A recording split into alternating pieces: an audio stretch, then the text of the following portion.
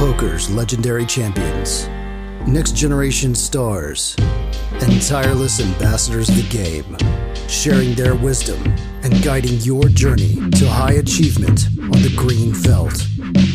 This is Tactical Tuesday on Chasing Poker Greatness with your hosts, Brad Wilson and Jon Chai.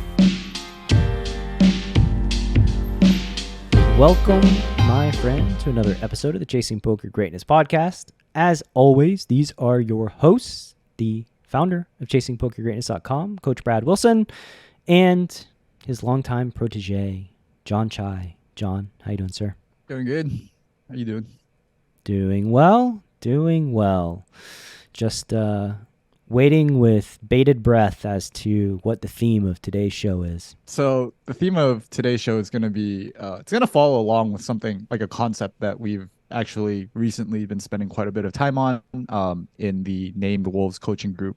For those of you who don't know what Named Wolves is, it's a subset of the CPG Wolves program of, I don't know, just in short, like the best, most high stakes playing wolves.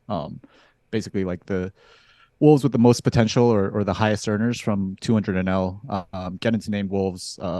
Most of them are shot taking 500 NL or even higher at this point. And they basically get a I don't know what the right adjective would be, like a more theoretical approach to poker than the non-named wolves do. And so one of the things that we've been looking at in solvers the last couple of weeks is bet 3-betting pre-flop.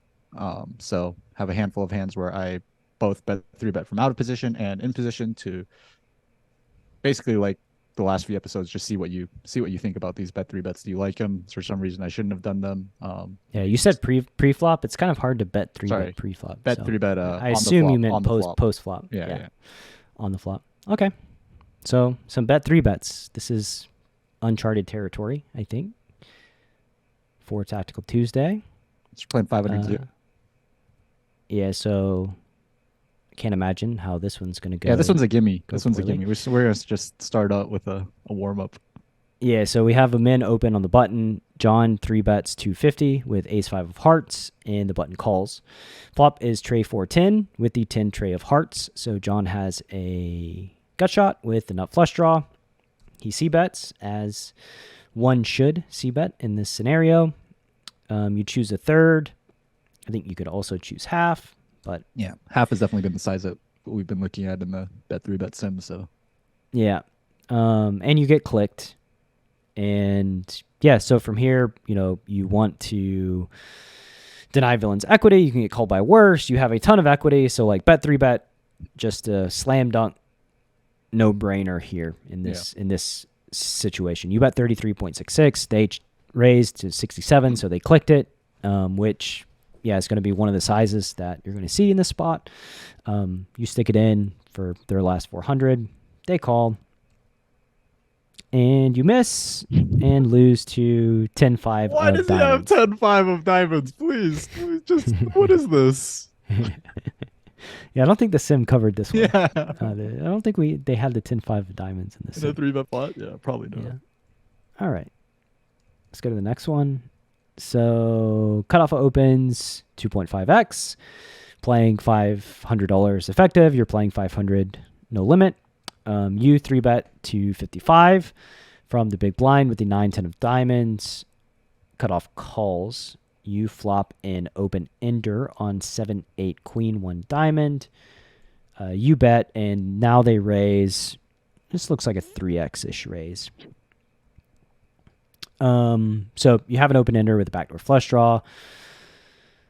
This one I'm less sure about. Mm-hmm. I'm less sure about this jam. I don't think it's going to be catastrophic. However, unlike the last hand where you had the nut flush draw, like in this scenario, villain can certainly call with better unpaired hands than you, which is kind of a bad result. Although when they do have better unpaired hands, unless they have like the Jack 10 of spades, you still have some like pair outs, which is pretty nice. Mm-hmm. So yeah, again, I don't know how this could be like terribly wrong, but yeah, this is one of the ones. So So we have 6 hands for Topical Tuesday today. This was one of the 6 that I definitely felt like most unsure about that 3-bet jam. Like ace 5 of hearts, easy peasy, slam dunk. Yeah. This one again for like all the reasons that you said. Like, if he is raising a queen, we're not in good shape. If he's raising like ace jack of spades, we're still not like loving it. So there, yeah, like you said, like there just aren't very many great outcomes from us like jamming here, except for maybe sometimes him finding a fold with, I don't know, something crazy. Yeah, or I mean, not even something crazy, but some hand like an 8, right? That just is like trying to realize equity and raising in position. Like I think an 8's going to fold to a bet jam, or like some kind of underpair that sometimes you see, pocket 4s or something that's like, raising, hoping to make it to showdown, like can get possibly called by worse, etc. I've seen pocket jacks raise position on this exact same board, like a queen, whatever like board. Yeah, those would be the hands that like essentially you need to target those to fold. So I don't know. This is like it's a scenario where like they do have more equity driven hands in their raising range that will call the jam. So I don't know how that affects the bet jam here. So like, and basically what I mean by that is, they have flush draws, they have straight draws. Like if it's queen 7-8 rainbow, like heart, diamond, spade, then I think the bet jam is like a lot better. It being two-tone though, yeah, I'm on the fence. Yeah. Although it can't be terrible. So you go ahead, stick the rest of it in, get snapped. Yeah, they call. They call with king queen and you lose. Nice. Okay, 10s. So everybody folds to the small blind. John 3-bets from the big blind with 10s. He's playing 1K no limit. Small blind calls, 9-4-4 flop. Small blind checks. John bets half and gets check raised 3x on 9-4-4 to diamonds.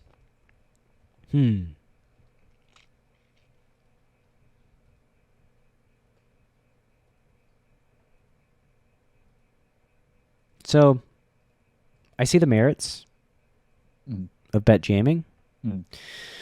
I wonder, what do you think Villain's check raise range is here if you just had to guess? I think the easy way to build your check raise range here is like have some diamonds that check raise, and then like some trips, I guess, some like 4-5s, some ace 4s, maybe even a hand like, I don't know how I feel about like a hand like ace 9, like your strongest 9x also being a check raise, but just on the surface, like that's how I would build my check raise range on the flop. Yeah, so the problem with that is like that seems like a exceptionally high equity bet they're placing when they check raise if it's only flush draws and trips. And the more equity they have in their check raise, the less we should be bet jamming, right? So I don't know about that. Like you probably need them to have 9x in their check raise range so that you can jam and get called by 9x. And like king queen of clubs or something, I don't know. Yeah, and unlike the last situation too, like you're in position here. Yeah. And you have less incentive to bet jam when you're in position because then you don't get to leverage your positional advantage on any future node. So I think I would call this one and not bet jam. Okay. Yeah, it's like one of the big things that you brought up right now that I want to ask about is like the difference between being in position and out of position. Like you just touched on this, but like it's really nice that when you're out of position and you get to bet jam those spots that you, like you said, you neutralize like the positional disadvantage just right there on the flop. You don't need to be guessing on turns and rivers. And so what you're saying right now is when the situation is flipped, and we are in position, we do want to make decisions on turns and rivers when we have last action. Yeah, I mean, I can't tell you for sure because solvers are not telling their secrets willingly in human language. But there's a reason why the in-position player doesn't 4-bet nearly as often after they get 3-bet as the out-of-position player. And one of the major things that I suspect is happening is that there's a lot of value in realizing your positional advantage and not reopening the action and letting the villain 5-bet jam and totally neutralize your positional advantage. Like, there is inherent value in maintaining positional advantage. And then on the flip side of that, like, there's inherent value in essentially reducing the amount of nodes that you're at a positional disadvantage for the out of position player, right? And I think that those things just kind of go hand in hand.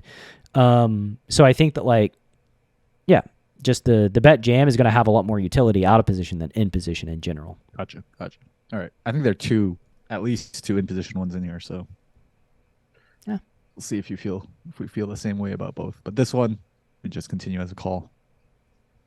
Yeah. And they fold, which means, I'm not exactly sure what it means, but it means that they don't have a 4 and they don't have a diamond. Holy God. I don't even know what to say. Villain folded Jack 10 of diamonds, which is, I know what to say. Probably just a punt. What do you say, John? It's probably not Asian.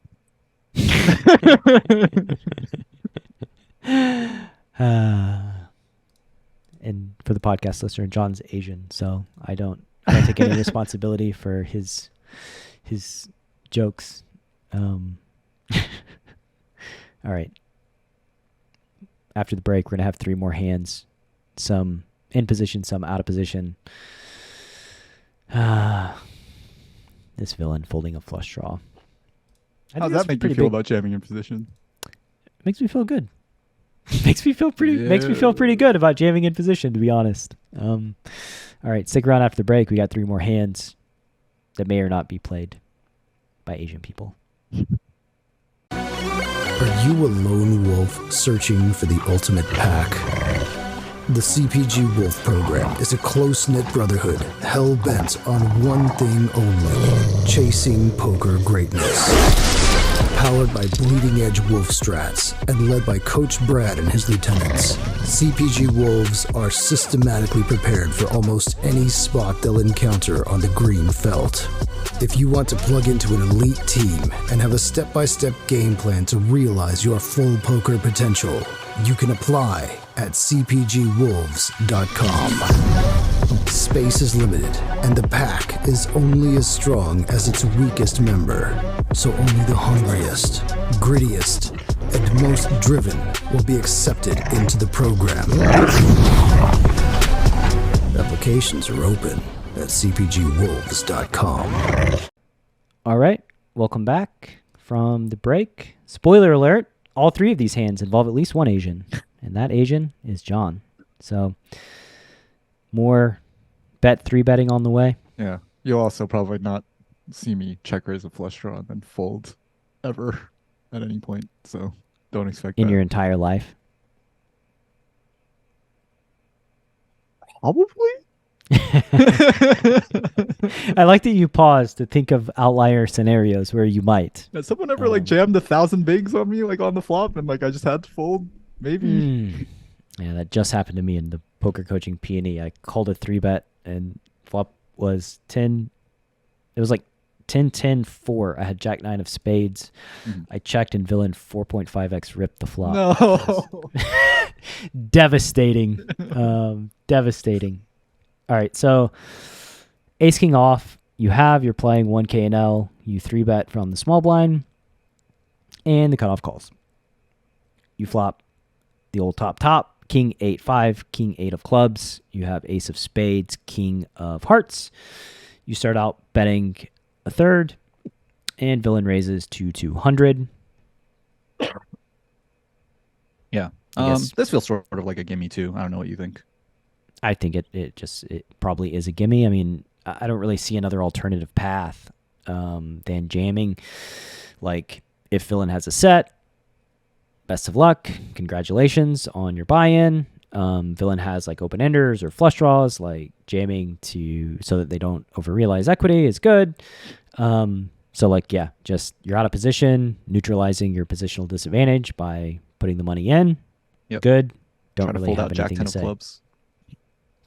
That's a once in a lifetime. So you jam, villain calls, and they have bottom set. So congratulations on their buy-in. Yeah, not much to be done there. hand number 5, is it? You've really raised the bar for number this of is hand hand number 5. histories in Tactical Tuesday. Yeah. These last couple weeks, we're never going to get an episode without incident at this rate. 6? You gotta fade 6 hands in a row? Like, yeesh. So button opens to 25, playing 1 KNL. You 3-bet to 110 with queen 10 of diamonds. Villain calls. Queen 9-7 with the queen 9 of spades. You have queen 10 of diamonds. You bet a third, and villain raises. And again, I think this is probably a good spot to jam. Yeah. Not a slam dunk as the ace king for some reason though. Well, I mean, ace king is just a better hand, and like it's possible that villain can be raising like ace queen here. Right. We saw the guy raise king queen on a similar board a couple of hands right ago. they raise king queen, so like basically, you know, you lose to some of their value raises essentially in this spot. So like bet jamming does kind of go down in value. However, you can get called by worse. You do have a fair amount of equity here. Like villain has just queen 9-7, queen 9 of spades. So like villain has a bunch of combo draws and gut shots and just whatever. So I'm a fan of jamming. Yeah. I think this is also just, I don't know, this hand really comes to mind for me when we talk about neutralizing positional disadvantage. The ace king obviously as well, but this one, I don't know, when we first started talking about it at the beginning of the episode, this was like the first hand that came to mind, where I think before we, you know, did all this named wolves work in the last couple of weeks, I probably would have just called here. And like now looking at it, it just seems like it seems like crazy just calling the raise. Like, what was I hoping for? Like that I'm just going to make like great decisions on turns and rivers and know exactly when to check fold and check call and bluff catch. And like it just, I'm just like putting myself in, I was like regularly putting myself in such a complicated, tough decision point by calling here that, you know, kind of now looking back at it, it almost looks laughable. Well, sometimes we don't see the possible doors. And then when we do see them, we can't unsee them, right? They're very, very, very obvious once we understand that they're there. Yeah. And I was probably on the flip side too. Like I was probably the guy on the button who like raised sometimes, got jammed on by queen 10 of diamonds and like just laughed at him like, ha, like what is this crazy guy doing? Like nice. So you jammed, they called, they have ace jack of spades, and you did it. Works out held. this time. Yeah. It works out. Congratulations. Final hand, you got the jacks. You open cutoff. Big blind calls. Big blind is a broken stack. Are they of the reg profile or of the fish variety? I do not remember. Let me see if I can. Everybody just I don't remember. hold tight. We'll driving, figure it out. driving in their cars while John does his research. Maybe we'll know from his flop size or something, but I'm not sure yet. So the flop is 9-10-4, 9-4 of spades. John has 2 jacks, no spades. Villain checks. John bets big here. Goes for the big c-bet sizing, and villain check raises to 100. And I have to believe that, even though I don't know, I mean it's still hard to know. This is 2.5x, but it is like a very round one $100. Benjamin raise. Yeah. So hard to say. I mean, does it matter? Does the profile change your action here? Yes, it always matters. Well, those are two different questions. Okay. First, does it matter? Yes, it matters. Does it change my action? Not always, but it always matters. Let's assume this guy's a fish then. What would you do? I would call. Let's assume this guy's a reg. What would you do? I would call. Okay. Now that we've cleared that up. Yeah. So it matters, but not in this scenario. I did not You're call. also, I also think this is just like, so John bet 40, they raised to 100, and then John jams for like 769. I think it's just too much. Yeah. The SBR is too high to really go for this. Yeah. I think that if you are going to go for it, you should probably just bet to a smaller size than the jam.